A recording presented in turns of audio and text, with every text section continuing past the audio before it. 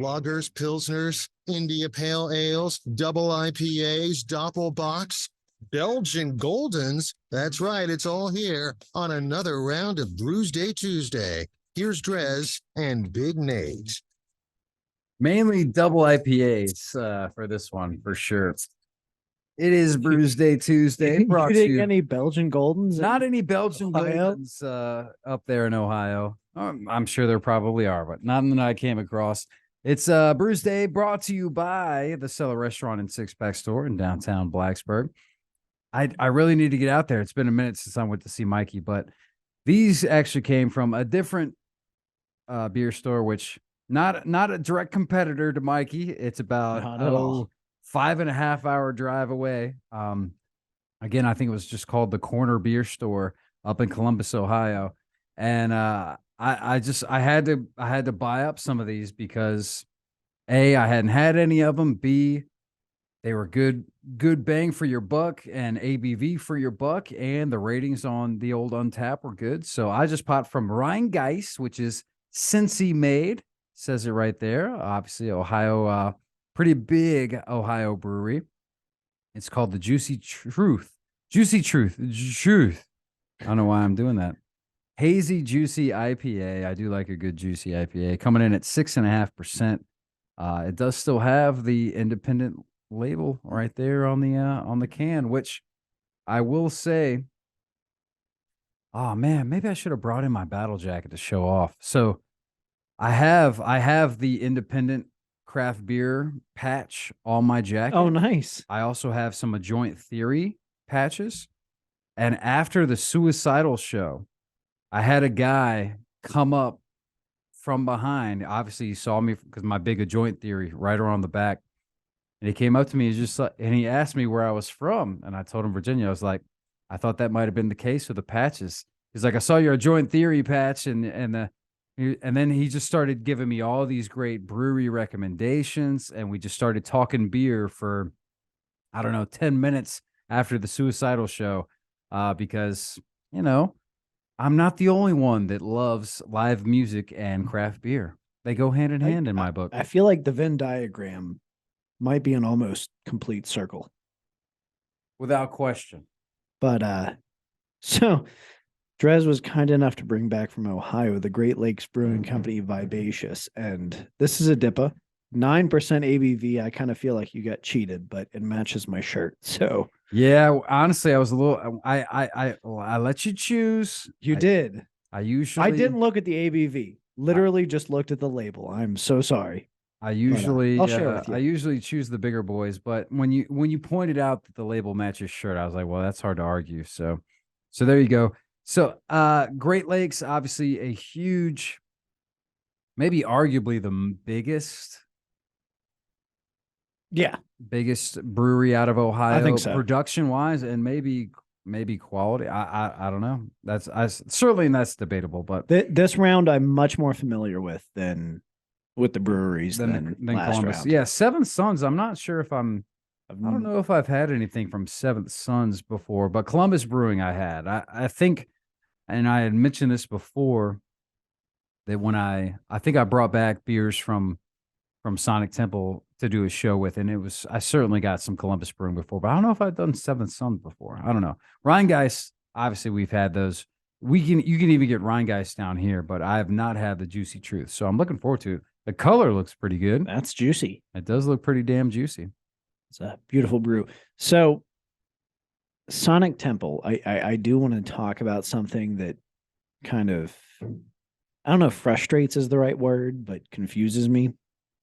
When I think Sonic Temple, I think the cult. Yeah, of course. So why do they not have a residency? And honestly, I was wondering why.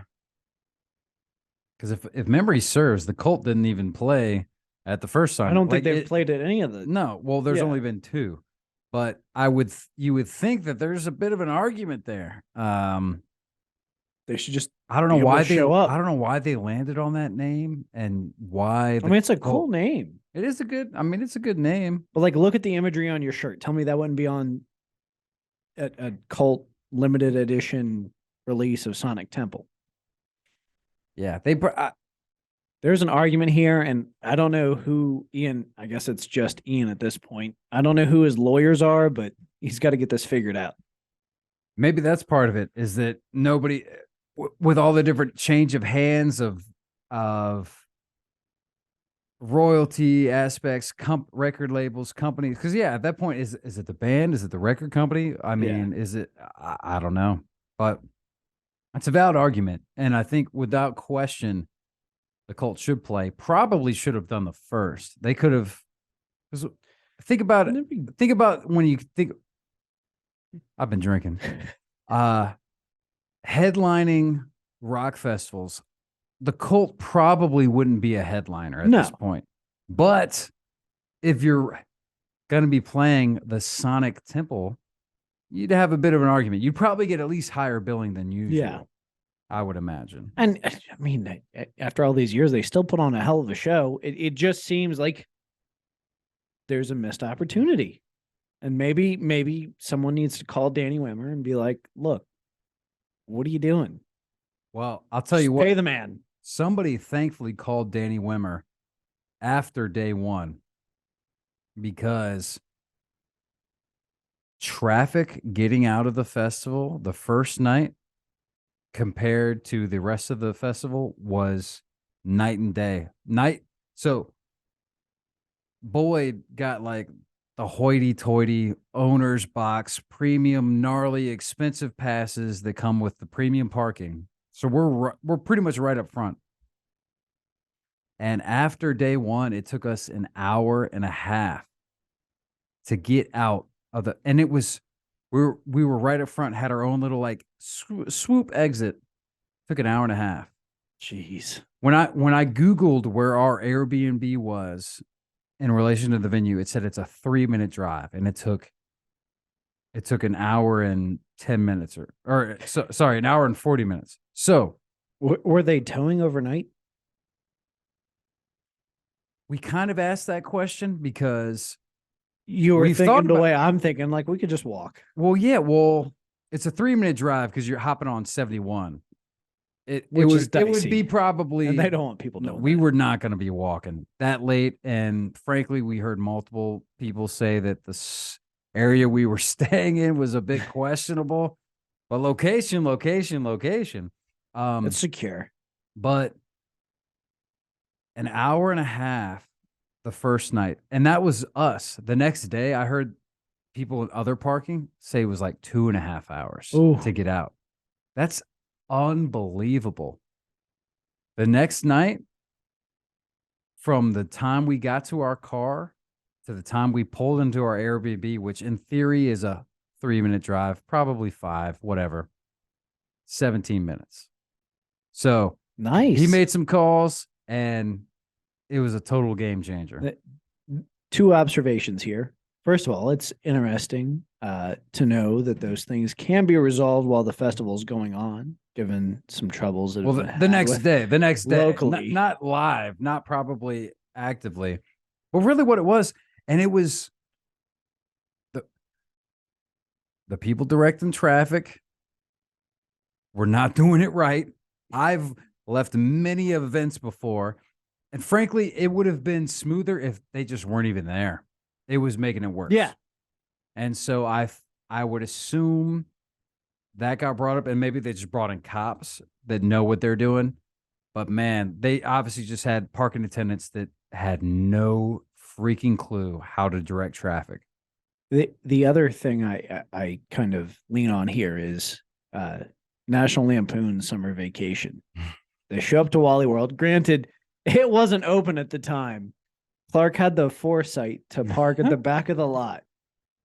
First in, first out. It's like one of those ads where don't be your parent or whatever. Like, oh, this is. I still swear by that. Like, I park at the back of the lot at Walmart. That being said, after the first night, with how bad it was, we did try to park closer to the exit going forward. Yeah. So that was a factor. So maybe that 17 minutes, maybe it would have been 25 if we had parked where we normally had, but it still was light years better. So you got to give credit for that. That was, I mean, it was an issue, but it was amazing that they were able to fix it the next day. And No, it that's was no impressive. longer a problem at all. And in fact, I hate to say it, but we actually even left early during Kiss to beat the traffic. Well, half Because of Kiss. yes. Well, we saw about half of Kiss's show because So quarter Kiss. yeah, quarter Kiss. Yeah, I mean is You probably missed Beth. all you need. No, we saw Beth. Yeah, Beth. We That's caught- we early caught in the Beth. set. Good Yeah, God. early enough. You got the pyro, you got the vibe. That was all we needed. I did need to keep watching Paul Stanley shouting, "Oh, Columbus, Columbus!" I'm like, man, he just kept calling us Columbus.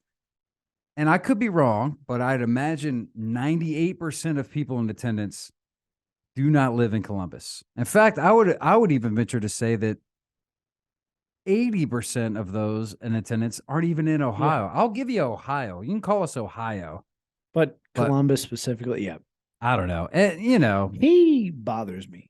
So they all bother me. you may or may not know this. My first records, they were cassettes at the time. They weren't vinyl. Kiss, you got into Kiss? It was Slippery When Wet and then Kiss's Destroyer, Mhm. which This today is still one of my all-time favorite albums. Destroyer stands. I the love test of Kiss. time. They kind of got me into rock, and it's just to see the things that they've done to their legacy. Well, Paul and Gene have done to their legacy just is entirely frustrating. Like I don't know that I would walk out to my backyard to see them. You would, but hopefully it actually is the end of the road. And I think it might be, man. Like I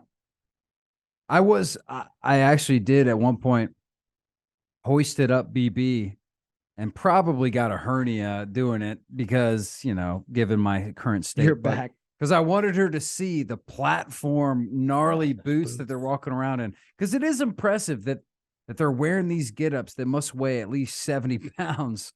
And they're up there at the age of 70 performing. Like, it is crazy. Constant sweat running down their face and spit. Gene Simmons was spitting like no other. Yeah. I think it was maybe that cow tongue that he had implanted in his face. I don't know if it doesn't gene well, pun intended. But I don't know, man. So I saw a video. I mean, there's so much prep work involved. I saw a video of Gene going through doing Kiss makeup. His daughter has a YouTube channel that she's quite successful on. His makeup is obviously waterproof, and like just constantly sweat. He walks her through the makeup process, and she's like, the video was like 30 minutes, and like they sped up a bunch, and she was like at the end, like, how long does this usually take? About 2 hours. I figured 2 3 hours. on a good night. Yeah. 3 on a bad night. Well, depends on what you're doing. Because like at one point, it's like you kind of you step away from it. Yeah. Go grab yourself a drink, and you come back, and you start doing it again. Good God. And then getting into it cannot be easy at that age to get into their tight, ridiculous outfits. Yeah. I don't know, man. One thing though, Ace had it easy with the silver. Like, you just kind of fill it in. You're drunk one night, you outline it. Paul also has it easy. Paul's does seem easier for sure. Either way, one thing I do maybe regret not sticking around to the end because, you know, I'm a big fan of. I have a pick collection. I try and get guitar picks. There was the amount of guitar picks that Kiss had on all of their microphone stands, and I've never even seen this before. Just underneath their guitars, they had good picks stuck to them. It's like they were almost worried that they were gonna, at some point, not have a guitar pick to play with, or they're really if they're calling it even quits. And playing. if we don't have picks, we can't play anymore. Did it really happen? I don't know, but we left early. Yeah, Kiss just doesn't. They've never really done it for me, man. Never. That being said, believe it or not, BB, you know, she's foreign, but I was like, well, you know, Kiss, you know, you didn't at least know that song. I played it for her. She'd never heard that before. I'm like, how have you never heard that song? And I'm like, well, really, my favorite song is Detroit Rock City. Played that, never heard it. I was like, well, actually, probably my favorite song of theirs is Strutter. I got into that because of Guitar Hero. I play that for no. Oh well, I was also a big fan of Lick It Up, so I play that. She doesn't know any of them. I did get to see all. I didn't. I don't think I saw Strutter. We might have stuck around for Strutter. They opened with Detroit Rock City. Ooh. So there's a Scooby-Doo, as you know, and now the whole audience is about to know, my children love Scooby-Doo. There's a Scooby-Doo Kiss movie about Kiss owns a theme park and it's haunted, and there's this like parallel universe thing. But there are only 3 Kiss songs featured in the movie that's geared towards children. And this has fascinated me ever since I first saw it. Geared towards children. So not Lick It Up. Okay. So it's got Black Diamond. All right. That's okay. Okay, I can see that. I Was Made for Loving You and Love Gun. What? They picked the so when Those you are the said 3 songs? geared towards children, I thought you meant like, oh, there's only that was the No. those are the ones that they picked Love for Gun this. and I Was Made for Loving You Wow. with the final cut. Well, throw Lick It Up in there then. Like, Let's yeah. do it. What are you doing? We don't need Black Diamond. Oh my gosh, that's crazy. It's a great Scooby-Doo movie, but weird choice. Yeah. Wow, that's interesting. Trying to think of anything else that's worth mentioning that I really needed to hit on about Sonic Temple. I mean, it was just a good time, like always. One thing that blew my freaking mind was the fact that on our drive up is when, or no, not our drive up, day of. It was Wednesday. I was here at the station, and that's when I realized that they still had RV parking available. I didn't even know RV parking was a thing at Sonic Temple. If I'd known that, we would have been taking the damn so much RV. easier. It would have made my life That would have saved so you much like easier. several hours. We wouldn't have been. Also wouldn't have been staying in the not so. Oh, you're staying there. You know what? Frankly, though, I still need to write the Airbnb review, but multiple people said something like that. No issues whatsoever. Like, it was totally fine. It definitely looked a little rough, but so did the Airbnb we were staying at. It was much rougher than the photos made it out to be. Rough for Columbus, but probably not that bad. That was the other. There's not a lot of crime in that area. That was the other thing. Yeah, Boyd brought up. Boyd's wife Sadie brought up on the way. I don't know if I guess it was it last year, the top 5 murder capitals cities of the U.S., 2 of the top 5 were in Ohio.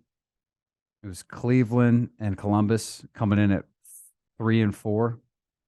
Oh my God, my grandmother lived in Columbus forever. Well, proof is in the pudding.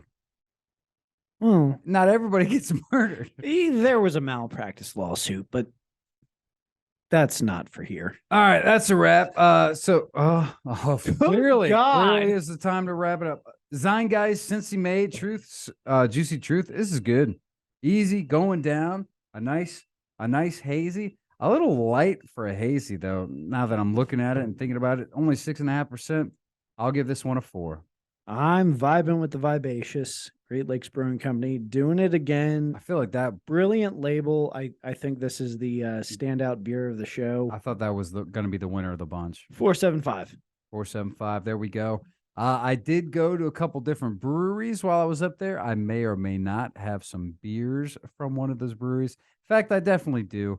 And we will drink that maybe next week. We also might have a guest. I don't know. I just got back. I haven't had enough time to plan and figure this stuff out. But I can tell you this much. Next week, we will be drinking again right here, 6 o'clock on Tuesday, 105.3 The Bear. Have a nice and fun, safe rest of your... Oh, you got to get this. We're off the air. We'll be back. We're not off the air. Somebody's off the air.